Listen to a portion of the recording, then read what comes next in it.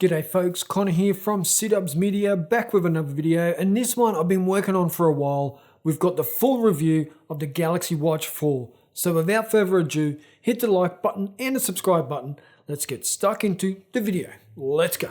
Now, a few things I want to mention straight off the bat. One is, links down below if you want to pick one up.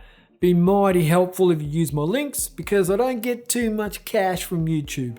Second thing is, I really do like this watch and I'm going to go through why, but it does come with some faults or some areas for improvement. So let's get straight into it and sort out the nuts and bolts. Now, the first thing I want to look at is the build and design of the Galaxy Watch 4, and I'm just going to say straight up, I really do like it. I have been reviewing a lot of smaller devices, like your Xiaomi bands and your Huawei band, which isn't too small, your Soundpeak smartwatches, Digis, like all these different watches that come with usually with smaller displays and inferior displays as well. So the Galaxy Watch 4 is coming in at 450 by 450 pixels and is 321 ppi, I think. Don't quote me on that, but I think that's what it is, 321. Looks amazing on that little round display. Maximum brightness is plenty bright for a beautiful sunny day in Australia. You're not going to have any problems viewing it anywhere, anytime. It has a silicone strap which is nice and comfortable to wear. It doesn't cause any irritation, whether I'm doing lots of exercise or just sitting idle or wearing it in my sleep. No irritation whatsoever. Then you have your two buttons on the side which are nice and tactile. They have a good look to them. It looks like a pretty traditional looking watch. It's not square, which I like. I do like a round watch. And I think that the traditional look is never going to go away, and some of the traditional features of a watch are never going to go away. Like the buckle. That's one of the areas I really would like to see change on the Galaxy Watch 5 is the buckle, because they make it so you loop it through like a normal watch buckle, but then you fold it under the strap. And for me, I don't really like that. It's a little bit fiddly getting it in there. I would just rather the traditional watch buckle. And something else that I don't like, that I did actually love on the original Galaxy Watch, was the rotating bezel. Now, I know it's still there on the classic Galaxy Watch 4 Classic, but it's not here on the Galaxy Watch 4. You can, however, use the side of the display as the rotating bezel, and there was a recent update to the software to improve that functionality, and it definitely made it better to use. So kudos to Samsung for pushing out software updates relatively quickly from release date. So that is the build and design. Now, some of the things I do want to discuss before I get into the exercise. This area is a collection of data in regards to your health. Now, first one I'll talk about is the ECG.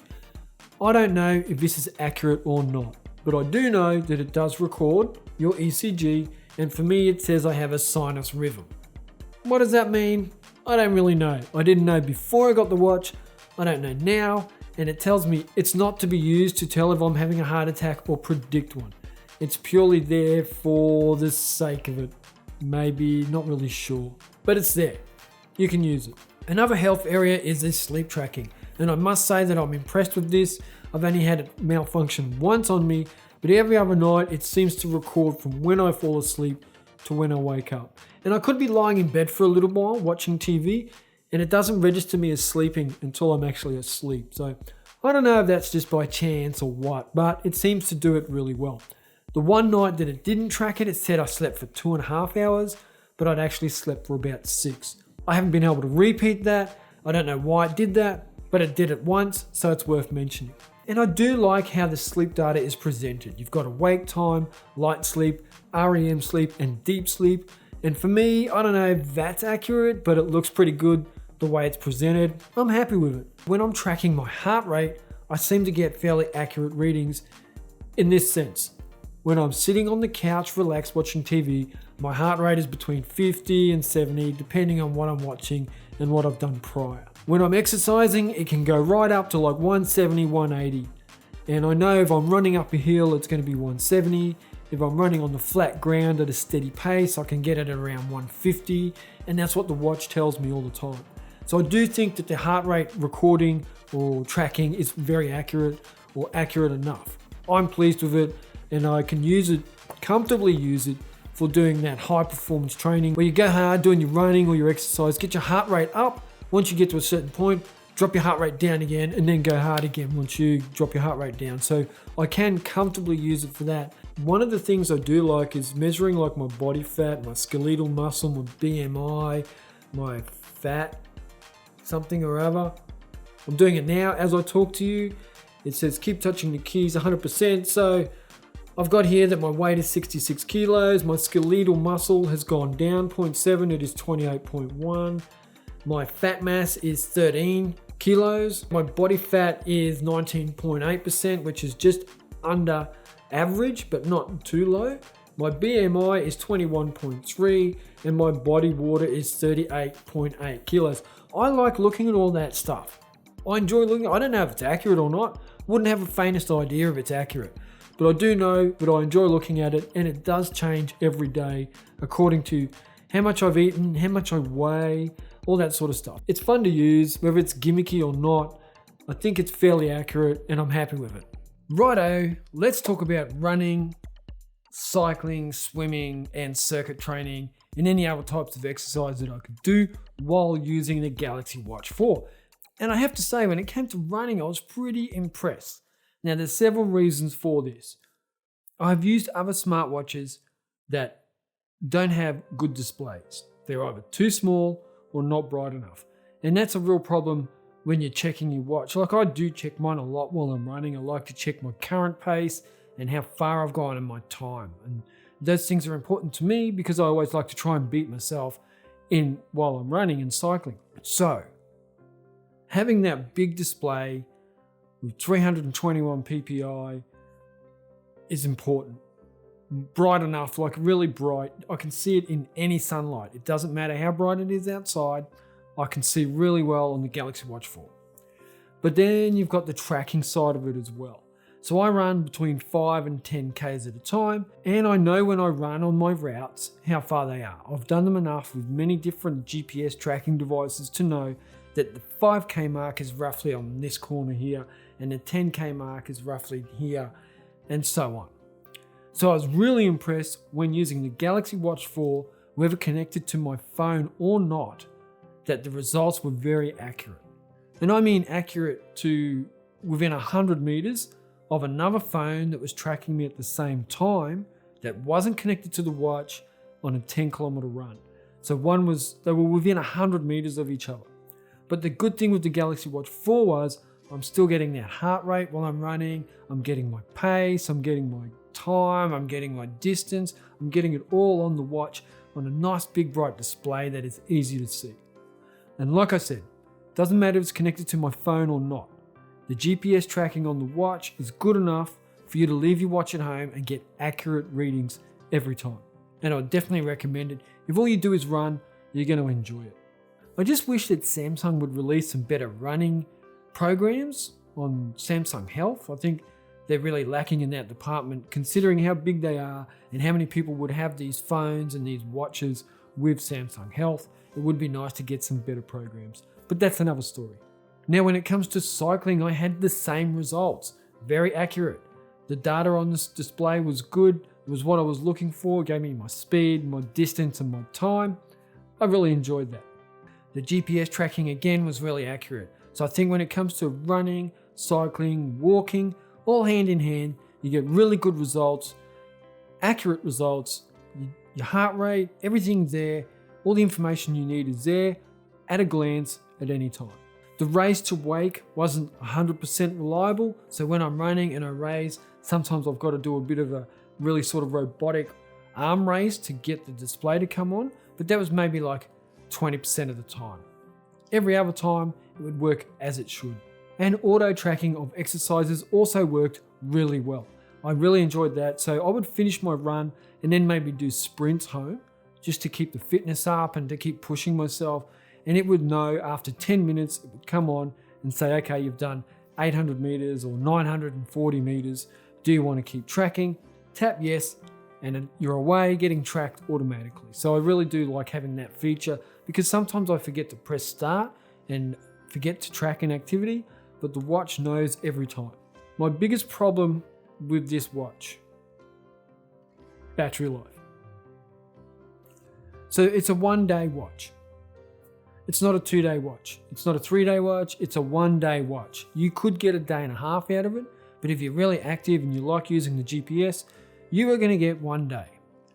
I like getting the most out of my watch. I want the brightness up. I want the heart rate tracking all the time. I want the location services on. I want the Bluetooth connected to the phone. I want it all on. I want it all maxed out. I'm paying good money for this. I should be utilizing it to the best of its ability. And I just get 1 day out of it. So you do have to consider that. You're going to have to take the charger wherever you can. Good thing is it's just a USB plug and play charger, so you don't need a full power brick, but you have to bear that in mind because you might be going somewhere where there is no USB chargers. You might need a power brick. So for me, the biggest issue is the battery life. Okay, so I filmed the first part of this video, then I filmed the second part of this video, and I had just to do my swimming left. So I went out and did my swimming this morning. I'm pretty tired, but I've got the results from swimming, and here they are. So I did 4 lots of 10 laps. And I know that's not a big data pool to draw on, but I did it. I swam with it so you could hear my results. The first 10 laps I recorded, I did breaststroke. Just starting off my swim, nice and easy. I set the watch to 10 laps of a 50-meter pool. And I must swim like a wounded seagull because it says that my first lap was backstroke. I've never swam backstroke. Probably couldn't do 10 meters of backstroke, but it says I did backstroke for my first lap. Then it said the next 3 laps were mixed.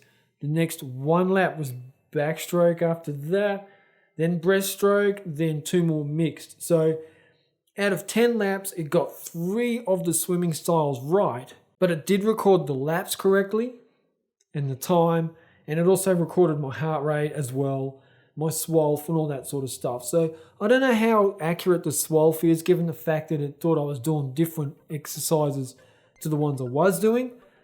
But that was the first swim ever with this watch, apart from when I went surfing.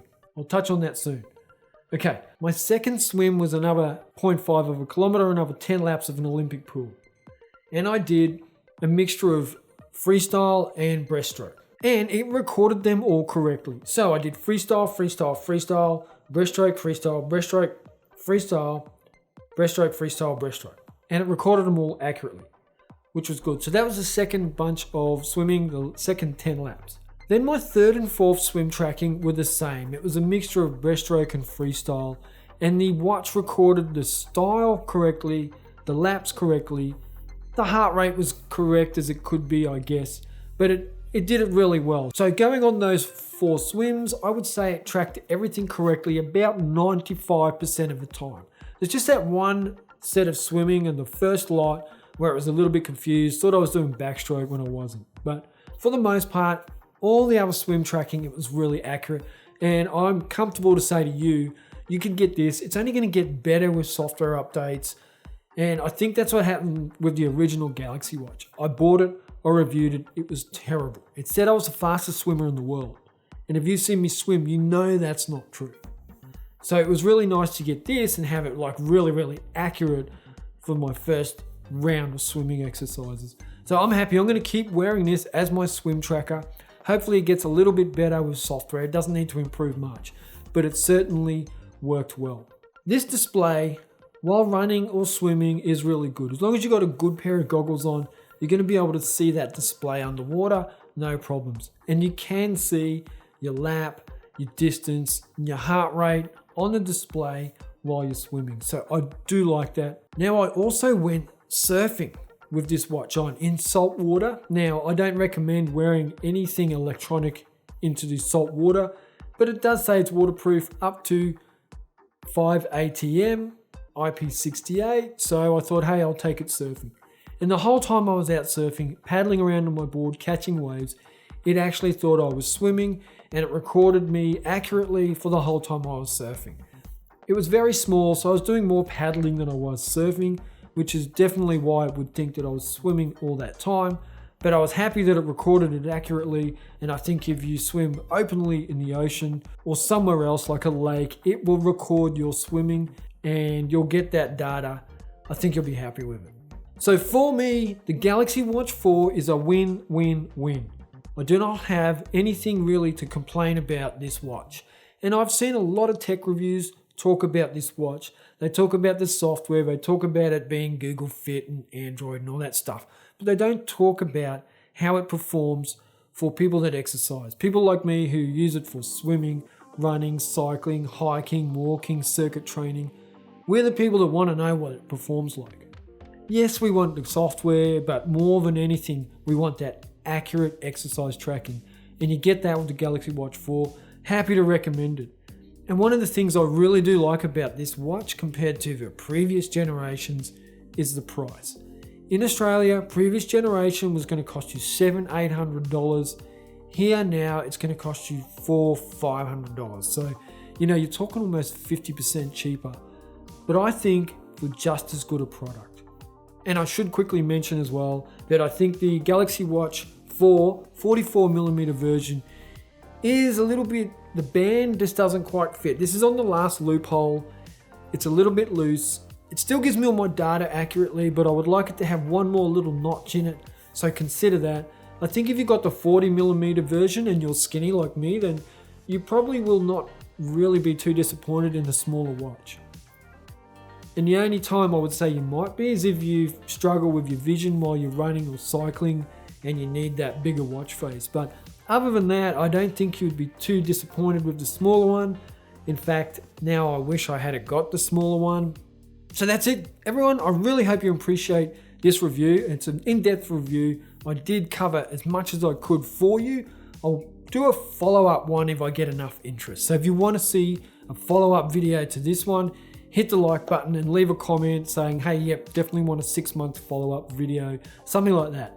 Do it, hit it, smash the like button. I really appreciate you all watching, and I will catch you in the next video. Check ya!